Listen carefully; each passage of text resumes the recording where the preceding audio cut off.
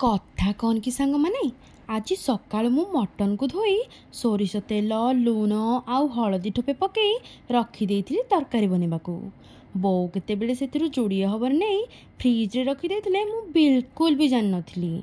आउ मते राति रे कहिले फ्रिज रे मटन अछि जा मटन रसुन छुचा टिके बने दे। आउ कौन मु सांगे सांगे जाई गैस रे बसे देली प्रेशर कुकर आउ सोरिष तेल टिके गरम करी पकई देली सब मटन को गोटे मिनट भाजी ढाड़ी देली अध बाउल पानी आउ प्रेशर कुकर घोड़नी दे छाड़देली ताको सिझिबाकू। आउ तापरे कौन देखुना मटन केते बढ़िया भाव में सिझी जाइछि।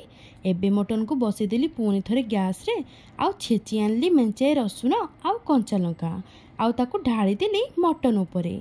एबे ताको घोड़नी घोड़े छाड़देली भल भाव में फ्राए हबाकू। आउ आपण मानकु जेतिकी टाइट दरकार से पर्यंत भाजी चलिए। आउ आमर ये रेडी हो गला मटन गार्लिक ड्राए। हाँ मो सैया मटन रसुण छेचा आउ बोपा मालो की बास्ना कंसे पखाल उड़िला। आउ तो कौन कहते सांग माने कंसे पखाल उड़ीब तो।